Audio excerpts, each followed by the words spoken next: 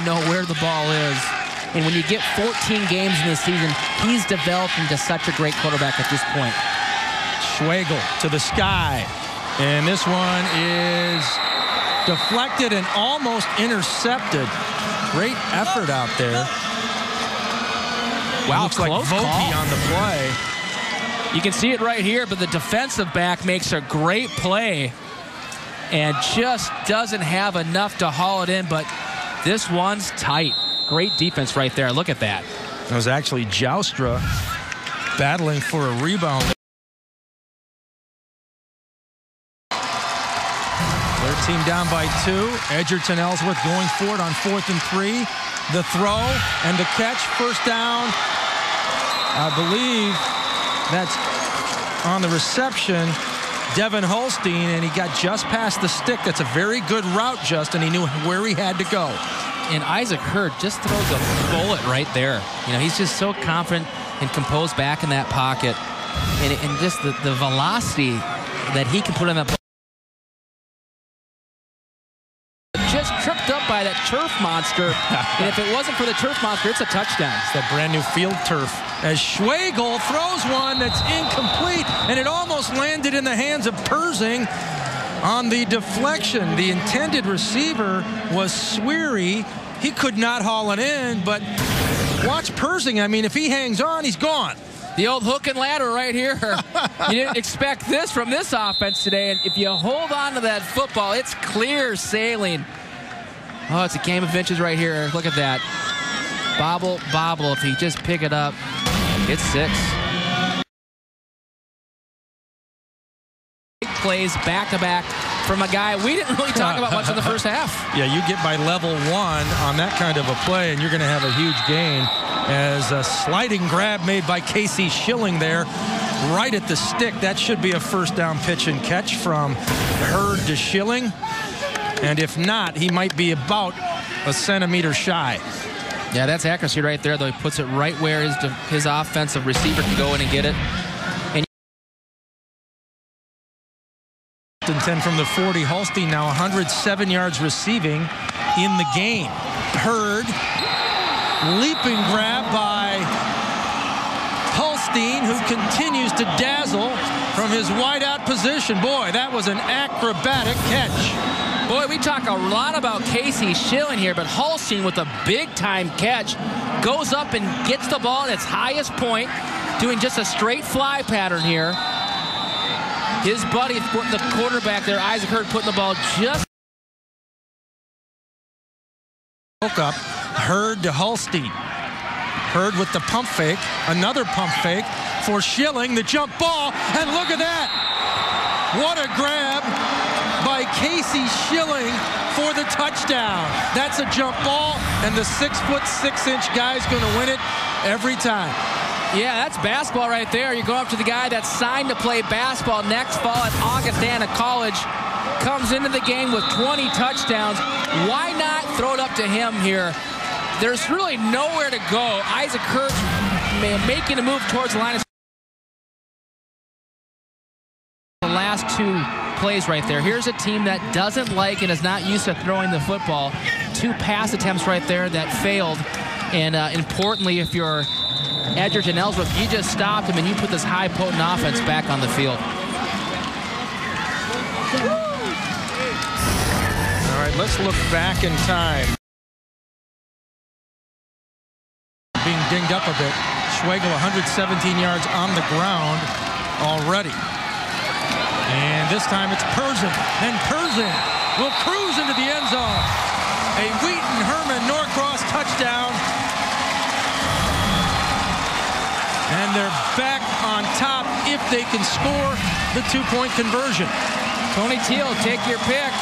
You know, you got 2 big stud running backs. We've seen Brink do it. We've also seen Persing do it right here. He's got 2 lead blockers, gets a big block there, and just, again, patient like Brink has been, too. Just sits back, reads his block, and looks to find an opening. Yeah.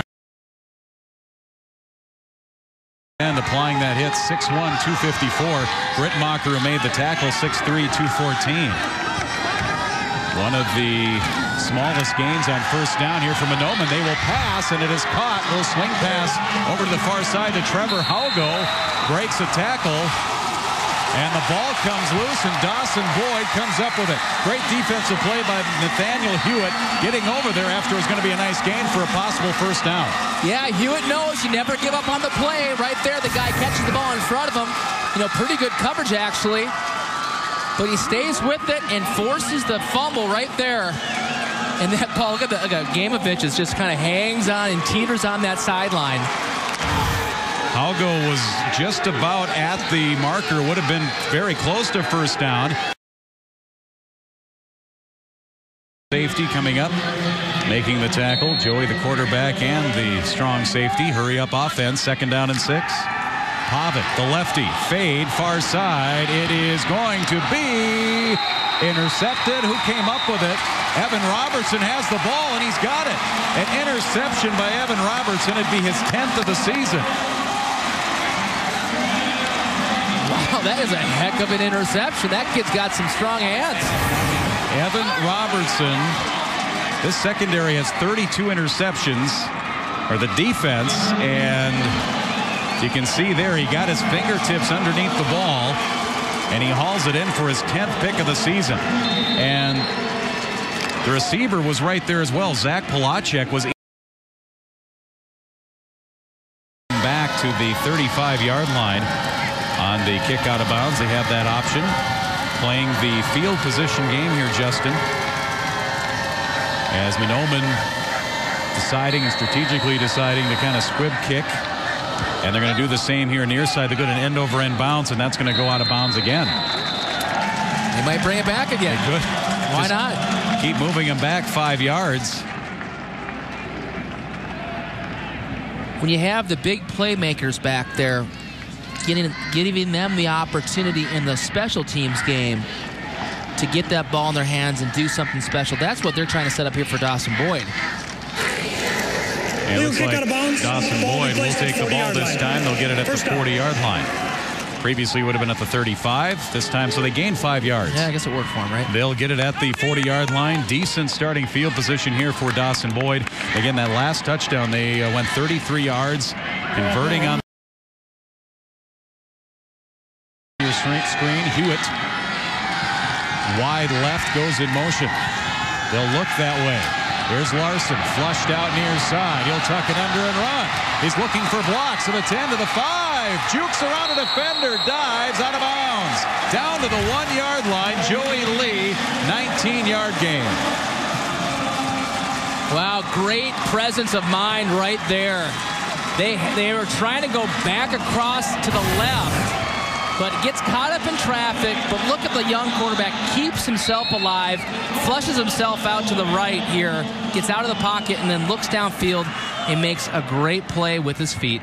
You can see Hoffner making the tackle, and he actually almost fumbled that ball into the end zone and out of the end zone, which would have been a touchback going.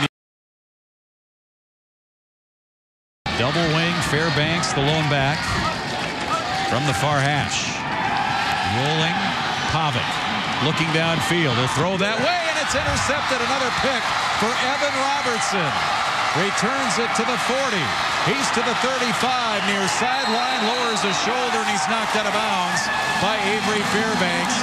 Dawson Boyd dropped everybody in coverage. They had it well covered zone-wise there, and really nowhere for Pavic to throw. Is that pick number 12? Number 11 on the season for Evan Robertson. Here's a team that just is so aggressive getting to the ball, and they play against the pass probably better than anyone I've seen in the last couple years. Well, when you force Manoman to pass, you kind of play right into Dawson Boyd's strength. They got Brandon Schmidt, who has 9 sacks, Justin Lee, who has 6 sacks, and of course all the interceptions. So they are outstanding and opportunistic against a passing team. And those coaches are pumped up. And there is the handoff to Justin Lee. Nick. Defensive side of the football this afternoon. 4th and 15. Trips left. 4 receivers. They'll play fake it here to Weber. Larson scrambles out of the pocket. Sets. Throws across the middle. Deflected and almost intercepted by Hansen. Did he come up with it? He did at the 10. Nathan Hansen, his second pick of the season. First turnover for Dawson Boyd this afternoon. And Monoman will get the ball, and they hold defensively. Look at the isolation view here on the wide receiver. Watch this. Come up and make the play. Keep that ball alive. And then great reaction right there from the defense. Swarming to the football. And just look at that reach. Wow, what an interception. Intended for Josh Wager. Tipped by Jason Shinborn. And then Nathan Hansen. Off right here. A runner can make those type of plays. Need to keep on and stay with your game plan. Straight drop back here. Bruning looking up top for Halverson. Can't quite make the grab going up the ladder. Solid coverage being provided on the outside by B.J. Young, the junior corner. Yeah, and that was B.J. that made the tackle earlier. I think I got him confused with Andy Olson, number 4 and number 44. But he was in perfect position right there to go up and knock that ball down, just hanging on that inside shoulder. A good look at it here. Well, he looks back when the receiver looks back. That's what you're taught to do. And Houston Halverson, that ball was just a little bit overthrown. Really didn't have much of an opportunity on it. Third down and very long now for Caledonia. Their first offensive possession. Another straight drop back. Looking for Halverson again. And there's a two-car pile-up down the right sideline. Caledonia hoping for a flag, but they won't get one. And it will set up fourth and very long. And we expect the Warrior punting unit to take over. Well, we see B.J. Young putting his shoe back on. I think they might be picking on the wrong guy. B.J. was in perfect position on the last two plays, right over the top right there. And they tried to go back to Houston Halverson, but he was having none of it. Young just 5'7" and a junior, but as you can see, very good position and incidental contact here. Well, and you know it was a throwing situation, so he wasn't even peeking in the backfield. I'm going to stare down. The other team doesn't either, so 6 on the board, and Dorgan will try to make it 7. 9 plays, 87 yards on the drive, and the line drive kick is through, but the flag is down. I will wait for the call from our officiating crew. We got running into the kicker. Foot. I'm not sure that's the kicker I'd want to run into. And Adamczak never had a chance. He actually fumbled that ball for a second. And what do we have here? It looks like a traditional punt formation, Darryl. Not a bad idea to go with the traditional punt formation. Hop steps into it. Pretty good looking kick. And this one will bounce high. Grabbed there by Drenkham. He scored the game's only touchdown. He's inside Rebel territory and he tiptoes out of bounds about the 37. They only give up 7 points so far to this team. A team that averages over 30 points a game is really good. Brennan's going to stay in there. He'll roll, set his feet, has a man, complete. They'll mark him at the 1. A juggling catch by Drenkham at the goal line.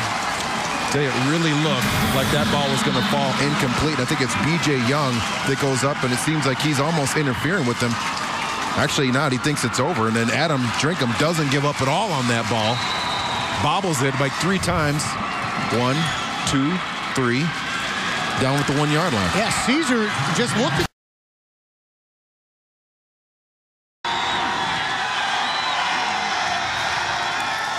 They roll the pocket. A little stutter and go. Heggie is open. The ball is there.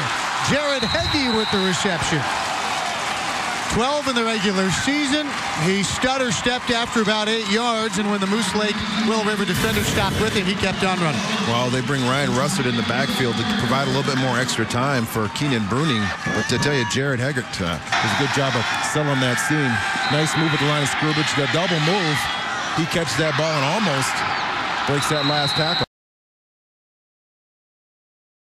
They win the title, but you keep it if you lose. I don't know what the protocol is. Well, they probably got to keep it all the way through track season. That's just about all year. Well, here's Connor McCormick, and he is running over Rebels down to the 11-yard line. Boy, both hands wrapped around that football for the senior tailback.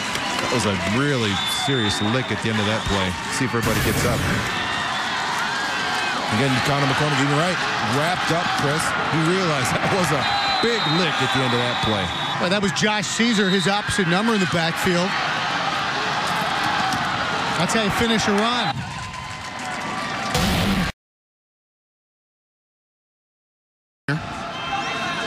And he'll be wearing a bullseye in that Polar Conference all season long. Well, that was nearly a touchdown the other way. Connor McCormick has 2 on offense, and he nearly added 1 on defense. They'd sniff that out. But I tell you, if there's trips over there, most likely the ball's going to come over there. He had an opportunity. He jumped out there and got in front of it, and that would have been a nice way to. He got 3 different packages to do that. Yeah, he had 17 receptions in the state tournament at that time last week. Time to pass. 4th down and short. Little swing pass. And that's going to be picked up by one of the linemen, just in case that was a backwards pass, and I think it is. Jovan Ramos picked it up, tried to pick up some yardage, but he'll be hit and dropped at the 41-yard line, and St. Croix Lutheran will take over on down. So both teams with the possession, nothing on the board yet. Class 3A championship here from the Metrodome. Hands by Borchardt. He held onto that ball and had possession as he was going out of bounds. 1st down and goal. Here's Martin. He's hit. Still going. The ball came out of the pile. Jackson Goplin running out of it. They're going to say it is a fumble. Crusader ball. Wow, look at who's on the hit. That was a great hit, and it was by the quarterback, Matt Olson. So a turn of events here. Fairmont on the doorstep. And a physical defensive play by St. Croix Lutheran turns it over. What you're going to see here is number 12. Look at him fill that hole. That's your quarterback, folks. And that kid, Brandon Martin, that he just hit is 220 pounds. What a shot. 15. Here's for the Crusaders. Give right up the middle. This is Tucker. Another flag comes in, this time at the point of attack.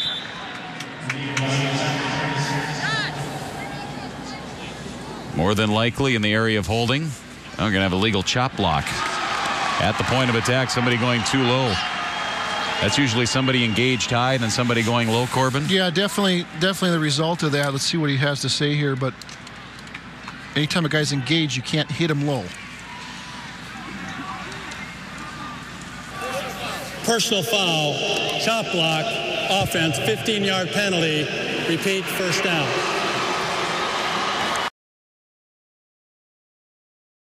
Obviously wanting to throw the ball. St. Croix Lutheran obviously to run the ball. Stats there are very, retrospective of what they're trying to do. So no surprises. Ryan Knoll on a nice return, reverses field on a little squib kick, and then he was pulled out of bounds. May have been a late hit on the far side. They'll tack on 15, it appears, on the Ryan Knoll return. He had a 22-yard interception return for a touchdown. He can make big plays, and a nice return there. Good hands, too, getting that ball as soon as he could. Foul, hit out of bounds on the kicking team, 15-yard penalty, 1st down. Well, Coach Lemke mentioned the penalties. They had 5 penalties for 35 yards. This one is going to be a 15-yarder. Yeah, that was a concern of St. Croix Lutheran when he talks about what are your adjustments, what do you need to do in this game. Coach Lemke was very plays in both this game and the semifinal game before this. And that was Keeker 34, not 24 Teets, who had the long one in that first half. 4th down and 7, and it's Tucker to punt. Nice high spiral. Borchardt will make a fair catch, but he muffs it. You can't advance a muff, but it's going to be St. Croix Lutheran ball. McIntoon came up with it. They're going to mark it at the 29-yard line. Big play here on special teams, and it started with the outstanding punt. Wesley Tucker found the jet stream here at the Dome. That fooled Borchardt. He called fair catch, tried to make it over his shoulder, through his fingertips. It'll be St. Croix Lutheran ball. They'll get it at the 29-yard line with the game all tied. Going to go strong side right, off balance line here for Fairmont. Kine fake the inside handoff, back to pass, throws off his back foot for the end zone. Home, did he get it? No signal. They're going to say out of bounds. All kinds of movement. They audible. They shifted their formation. The Fairmont sideline saying it was a completed pass. He came down with it. The question is, was he inbounds? Well, the amazing thing again is look at the hit that Ben Kine takes here on the throw right downfield to Bryce Holm. Looks like he just didn't have enough on the ball. Did he have control? Wow, that was close. Very, very close. Looks like he had it. Another angle here. What a play. That left foot was down as second half came on a punt. And that's what we have now. 4th down and 11. Wesley Tucker with Borchardt standing back at his 42-yard line. High snap. Tucker brings it down. End over end. Line drive. Bounces the 50 to let it bounce. Matt Olson tries to swat it. First touching at the 48-yard line. They'll mark. No backs in the backfield. Empty backfield. Getter's the wing. And Kine rolling near side into the end zone. And it's broken up. Flag is down. Frichte, the intended receiver. And he almost got split in half on that hit. Man, that was a hard hit going up. Trying to bring that ball down. It's incomplete, but a flag down. Pass interference. Offensive pass interference on Mark Frichte. Yeah, he pushed off a little bit, and he paid the price, too, because Matt Olson came up behind him and almost cut him in half. You see the play here. Yeah, as Frichte, gets a little push off there from the defender, and look at that. Matt Olson from behind. He's got 2 of the biggest hits now today. Also lost it down. That they'll force the vents the other way when the opposing teams are batting. That's what the White Rat thought, Whitey Herzog. Yep. Here's the return by St. Croix Lutheran. It's Keeker. Stays on his feet on across the 45, and he coughs up the ball. Fairmont says they have it out of the pile. And they do. At about the 22-yard line. What a turn of events here. Keeker is down on the field. Here for St. Croix Lutheran and Fairmont. Within 2 will have the ball inside the 25. I don't know if that looks like Logan Jorgensen there makes the big play. Somebody got a hand in there and stripped it away. Looked like Carson Rickard again. Yep. Another big play by him. Big tackle. We talk about what he does defensively here. A special teams knockout. They're able to pick up the ball.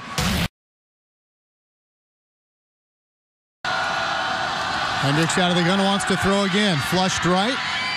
Looking for Rutledge. The Rocori defenders say he trapped it. The officials disagree. That'll be a completion down to the 35-yard line of the Spartans. Well, they'll continue to debate that. It's Evan Guggenberger for Rocori, insisting that that ball skipped up off the turf. Taking a look here, Hendricks with plenty of time to get the ball downfield. Oh, it looks like he had his elbow underneath the ball.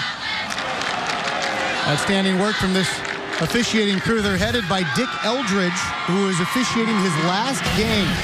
34 years for Eldridge. The outside, and then the safety help with Meyer. And now 3rd and long for Bemidji. Out of the gun, they roll the pocket.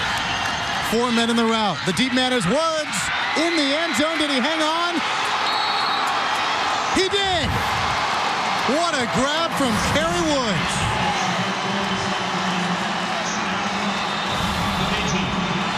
Well, you said circus catches, and there it is. Calling the elephants. The elephants are circling right now. The clowns are clearing the car. Here we go. Hendricks, just a simple little rollout play action to the right. Kerry Woods using his athletic God-given skills. I don't know how he came down with that ball. Through his hands initially, it was Mac Mueller with the coverage, and then onto his arm, and he held onto it. And now the extra point attempt is up, and the extra point attempt is good. Kyle Fodness splits the uprights, and it's a 7-0 Bemidji lead on the opening drive. We'll take one more look at the first score of the ball game. Probably won't be the last. 7-0 Jacks on 45. The first quarter is brought to you by Education Minnesota, the state educators union, providing Minnesota with a world-class education. Off to a roaring start here in Prep Bowl 30. It's the 4A final between the Bemidji Lumberjacks. And that man, Kerry Woods, has already left his footprints all over this one. And circus grab in the end zone for a touchdown. It capped an 8-play, 73-yard drive. And now a 7-0 lead for Bemidji as Ricori yet to touch the football. We'll take one more look at it, and it's worth quite a few. Yeah, being able to come down with one hand on the ball and fighting the defender at the same time. Yeah, it's really hard to, to rule that any other way but a catch. Hendricks with a tremendous effort in the semifinal and now trying to outduel Meyer, I should say, here today. Keep this play alive. Or did he? Well, they'll say he was down. Oh, that was close. I don't know that his knee was down. I don't think Mitchell thinks it was down. Yeah. And here you see he's under pressure, rolling out to his left. Watch his knee as he's touched. Oh, he was. Yep, it was up and down so quick, it was hard to spot. 7-0 as we're under a minute to play first quarter. Woods, complete, slips, wrapped up and loses the football. It's pounced on and the Spartans have it. He slipped initially, was battling for extra yards, and the Spartans turn him over. Well, you got to give that defense a lot of credit back there. They know they're dealing with a top player in Kerry Woods. What the DBs are able to do there, they didn't play the ball very well, but they did after the catch. Able to strip the ball out there. Looks like Christian Pedroza. Pedroza ripped it right out of there, and it was Jaron Terrace, Sean's brother, who was there to help, and then pouncing on it with instead of the kicker. Meyer with the ball in his hands. And he's looking deep down the sideline for Pedroza in the end zone. Did he get his foot in? He did. Touchdown, Christian Pedroza.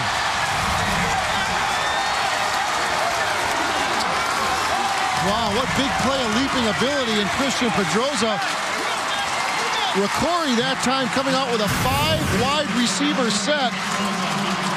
Nate Meyer wanting to go deep right away. Christian Pedroza able to come down with the ball. But as you can see, the foot lands on that white part, but he was pushed out of bounds by Rutledge. Take a look at the feet of Christian Pedroza here.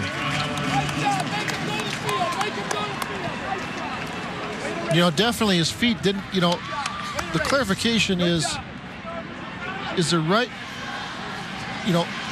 he doesn't even have the opportunity to land in bounds because the defender is actually underneath him and carrying him out of bounds. But boy, it's hard to see if a foot got down there.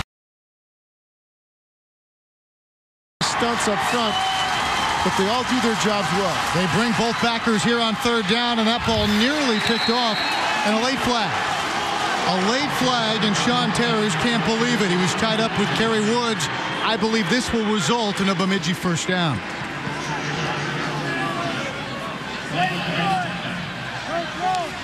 Not the language Mike Rode generally uses with his third grade class when he's teaching during the week.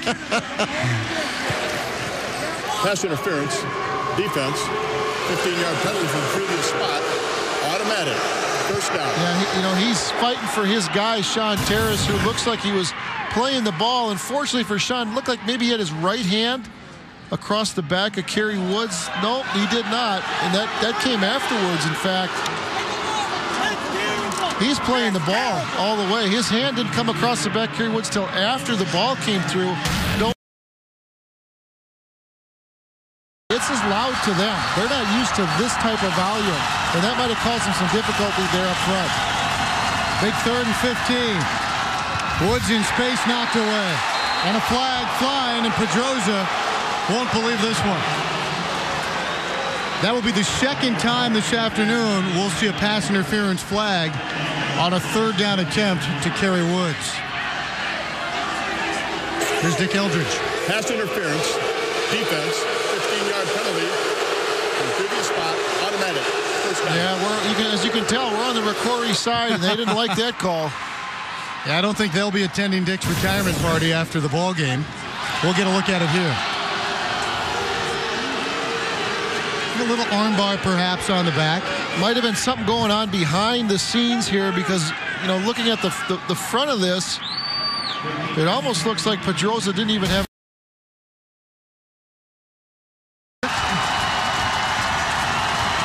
first down and 10 opportunity now for the Lumberjacks. See if they can take advantage. Hendricks will go down. And a flag late following the sack. After the play, personal foul, defense, 15-yard penalty. I think, Corbin, that's going to be a taunting call. Well, you know, it's so hard to make that call because the kid made a great play.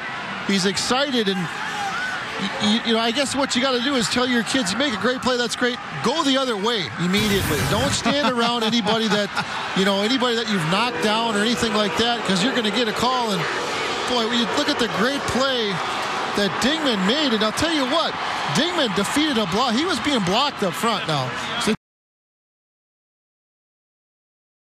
senior quarterback, good quarterback this year, thrown for over 1,500 yards. That's Ford with that spin move that's so effective for him, and then he spun right into the hands of Grant Gordon, it looked like, out there for Eden Prairie. Now you see the flag thrown at the end of that play. Antonio Ford, Darrell, you of all people being a great running back, I mean, I know you appreciate watching this kid play. He's a talented kid, you know, and I think the piece on that run right there, not just the spin move, but his balance, you know, at the end. Nick Martin back to punt again. So a lot of punts, something neither team is used to in the games they played most of this year. Another nice punt. Look at that. And a nice running catch to haul that down inside the 20. And what a tackle on special teams, where every coach will tell you games can be won and lost right there. And that, I believe that was Sam Kushner that was down there to make that hit. What a nice piece of tackling. A great punt, but even better, flip-flop in the field, and Sam Kushner gets down there, and he thinks he's got an opportunity to get to the edge. Sometimes, if you're going that direction, keep going that direction. See if you can outflank him, but it's a great job with leverage and brings him down and flip-flops that field position for Eden Prairie. Left side. And now he's in motion. There's that play action. Good rush on, but going for all the marbles, and it is up and caught at the 1. Intercepted by Eden Prairie.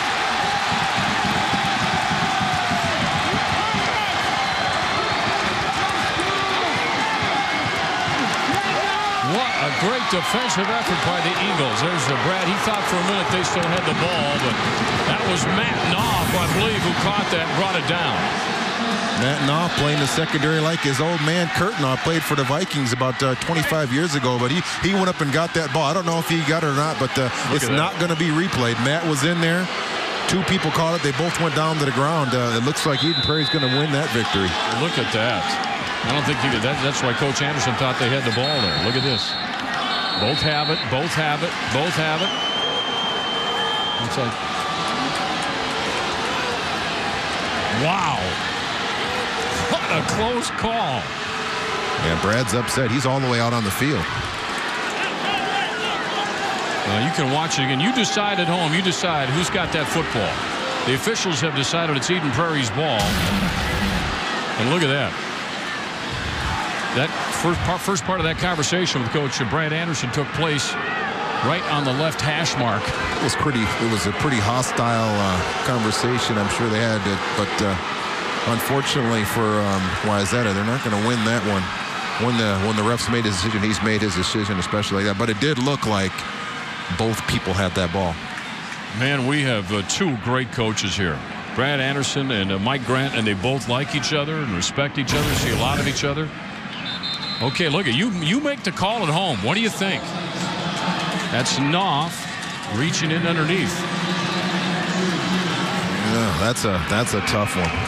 That is a tough one. It looks like Knopf might have figured a way to bring it to his body a little bit quicker. Yeah, look at that. He's hugging him, but I don't think that's a real affectionate conversation. Wow. Well, with 3:10 to go. Close. Tackle the ball carrier. Grant Schaefer, the quarterback. Back split behind him. Trying to go to Larson. Andrew trying to get outside, but that defense is so fast. And a flag at the end of the play. That's the face mask again. Wayzata, tremendous pursuit to the ball, but the face mask right here is It's going to give him a first down. Tough break for the Trojans. Coach Anderson taking a look at it again. You can watch it yourself, and you can see Larson trying to get position out there, Darryl. He's just covered up so quickly. Face mask on the defense. 5-yard penalty. Third down. Well, they stuffed the ball actually on the inside. It looked like that play was designed to go to the inside. Nick Martin, the senior quarterback. A big rush. Oh, he's hit. Got rid of it in time. But look at the loss coming here. That's D'Souza that was out there playing that perfectly. And on the fumble, Melvin's on it. EP's got it. Great pressure by that Eden Prairie defense. D'Souza, the linebacker that came there early to put the pressure on Nick Martin, forced him to throw that ball. It got out, but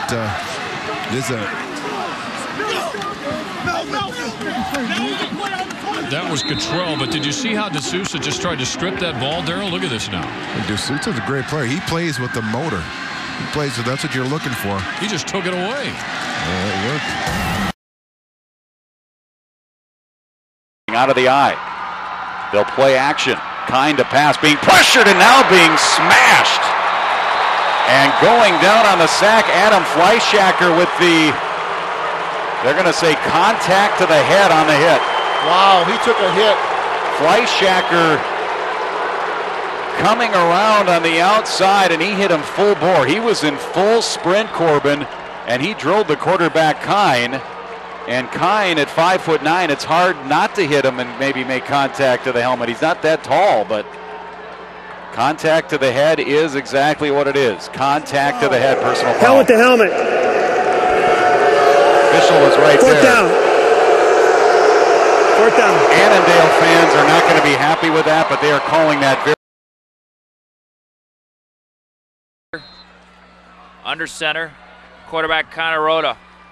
5 out of 7 of that first half. He'll hand it off, getting the edge to the outside. Brewster, he's got 6 before he's banged out of bounds at the 37-yard line.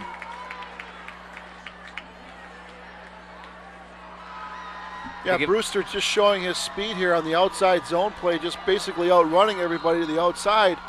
And another 6-yard play. That's a very positive play, and they've got to continue to build on that here throughout this half.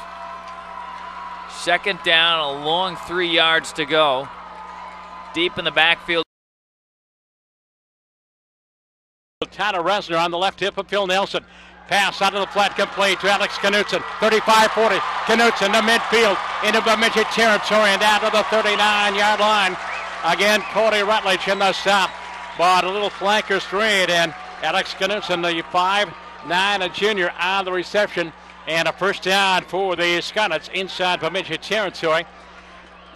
Clock on the move. Nope, they stopped the clock to move the change, but it is 1st and 10 at the Lumberjacks 46-yard line. Downs at the ball game. Kerry Woods going 93 yards to the house, and there goes Kerry in motion. Hendricks, backed up pass, play action, looking for Kerry. Wide open. Kerry's going to have another one from 61 yards out. Mitchell to Kerry Woods. Touchdown in Bemidji. The Lumberjacks have the lead. What a pump fake. Well, what a play call. Just a wheel route out of the backfield. Remember, Woods went in motion, and then he kind of got lost in translation there as he came out of the backfield. Nobody in the Mankato West defense marked him, and that's the last guy you want to leave unattended streaking down the field. Great play call by Bemidji here. And 25 touchdown throws from Mitchell Hendricks. And for Kerry Woods receiving, that's not. In the slot is Alex Knutson. Far side, Will Clausen. Nelson to throw, pumps once, fade pattern, looking, and complete to Alex Knutson. And he slammed out of bounds. Oh, did Cody Rutledge and Alex Knutson, number 13 against number 13. And Rutledge just pasted the wide receiver, but he held onto the ball out of bounds at the 7-yard line with 4 seconds to go. 19-yard pickup. Probably could have been helmet to helmet. Tough to see sometimes, those guys are moving so fast, but a nice tackle to prevent the touchdown and to force this field goal. But enough time for Philip Nelson to drive down the field, as we talked about, Tom. Well, Bill Leach, his 3rd field goal of the attempt of the afternoon. He's hit from 22. He's hit from 33. This will be a 24-yard field goal attempt. And they're going to rule the clock has run out. And the referee, the Mankato West coaching staff, Mark and his crew are very livid. They thought he had a play. Well, they said that he was forward progress was stopped and not out of bounds, Tom. So after the first down, the clock starts. Could not get the special teams out and maybe didn't know that was ruled in bounds with forward progress being negated before the receiver went out of bounds, so no field goal attempt. So they do stop the clock till they set the change, but then they start the clock up again. That's what happened. And that 4 seconds ran out. Mankato West, they probably could have maybe spiked the ball once and then set up the field goal attempt. That's the confusion there because they did not realize that was the call by the official there on the near sideline, so they jogged out the special teams unit. Providence Academy has to account for all 11. First down and 10 from the 17. St. Croix Lutheran on the move, up by 1. Hand off to Goplin. He'll spin off a tackle, and Providence Academy will push him back. They'll give him the 15, and that'll be it. Pfeiffer Nicholson, one of their leading tacklers. Starting to become a factor at under 2 minutes. Adams at 2 consecutive passes. This one also caught by Caesar. And he takes a shoulder at the 45. He'll gain about 4. So the clock continues to roll at 1:45 and counting. And now you're going to start to see the Rebels. Down at 11, 23-0. Caledonia on top, 5:44. So the interception on the first play of the last series doesn't hurt. Hansen at his 15, that's where he'll field it. Slip the first tackler and then be run into, ganged under. He'll give him forward progress to the 16-yard line.